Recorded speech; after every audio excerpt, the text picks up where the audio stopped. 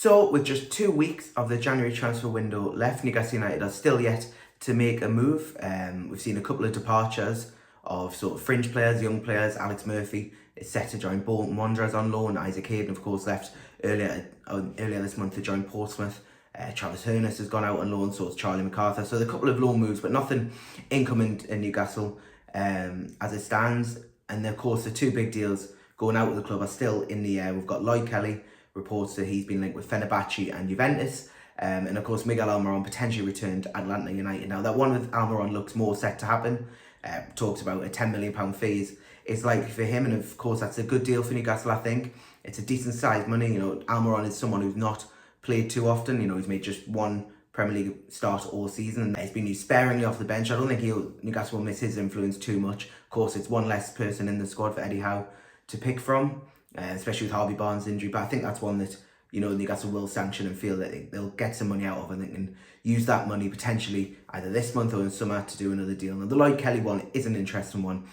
Newcastle value him quite highly. Of course, he only joined in summer on a free transfer, so any money they make is going to be profit. And he hasn't hit the ground running at Newcastle. You know, he's had a lot of time on the bench. Lewis Hall's emergence at left back has sort of kept him out of that position. Fabian Schär and Dan Burn at the beginning of the season were brilliant in centre half. Now Sven Botman's back fit. Lloyd Kelly's probably relegated about the fourth choice centre half. So if Newcastle can't get money for him, again, you might look at that from a pure profit and money point of view. That is a good deal. But as we know, that would again mean Newcastle lost an option there, and that would be one that Eddie Howe, you know, is more reluctant to do. I think Eddie Howe likes Lloyd Kelly, of course, to work together at Bournemouth, and it'll be someone that Howe will see Kelly, someone who he can develop over the next season or two, and maybe has a role in the first team. However, if the fees that are being discussed online, you know, if Newcastle can get anywhere around 20 million from him, that's going to be a thing they're going to have to really consider, because that could unlock a lot of PSR headroom, not just this month, but in summer as well. So that'll be one they'll be considering. Juventus, as I said, are the team pressing on him at the minute, but all the reports, like Eddie Howe said on Friday, are coming from the other clubs, whether that's Juventus, Fenerbahce. So right now, Newcastle, you know, until they feel they've got an offer acceptable, they won't accept it. And I think that's the way they should be doing. They've got they're not under pressure to sell, not like this time last year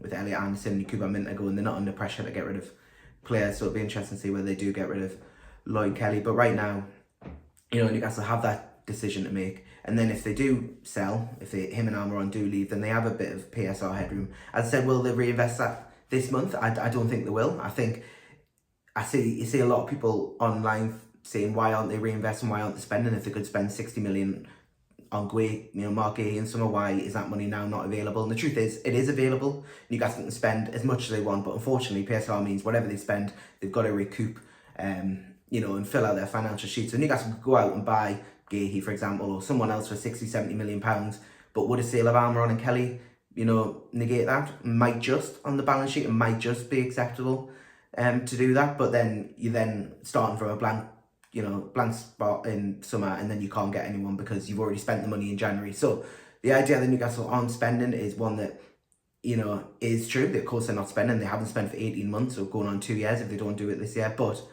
they're only not doing that because they need to get their financials right, and they need to spend on the right player. We all blinded almost by that January 2022 they had, where they got, you know, Bruno Guimaraes in, Chris Wood in, Kieran Trippier, Matt Targett on loan, Dan Burn, of course. They were brilliant signings. It was almost a flawless window, but they still had to pay a lot of money for those players. And in January, you have to pay a lot of money for those players, for any player really. And any player you buy in January is probably going to cost more than they will in the summer. Not just at 6 months left on whoever's contract, but also, you know, teams are less desperate in summer. They know they've got more time to find a replacement. So Newcastle are probably going to have to overspend this month if they want to get anyone in, and that's to be something they want to avoid doing. PSR encapsulates anything, and if they overspend on one player, that's then less money they've got to spend on another player. So Newcastle are just being a bit cautious and not wanting to spend.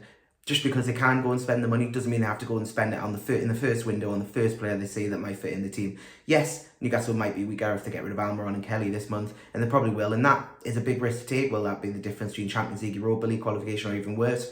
Who knows? Only time will tell. But right now, they have to make a judgment on what's best for them, whether they go for someone this month and potentially overspend, and it may not work because they can't afford any mistakes in the transfer market. Some of the other teams, Manchester City, Manchester United, Chelsea, they can afford mistakes in the transfer market, and Newcastle can't afford mistakes. So they can either go out now and spend any money they get from Kelly and Almiron, or they can keep it and wait till summer and have more chance, more opportunity to again, get rid of some players in the squad, build up that bank, that then go spending some on players that are going to be more available and clubs that are more willing to sell. So it's a real big dilemma for Paul Mitchell, Eddie Howe, and the whole ownership and the whole team. So it's not one I certainly envy, one that many fans will get to see, because as I said, Newcastle aren't going to come out and say we've got this money to spend, because clubs know that, and clubs will take the mick and will not give them the best value for money deals. So Newcastle have got a lot of things to consider, but right now it's probably going to be more outgoings than incomes, or certainly more outgoings than incomings.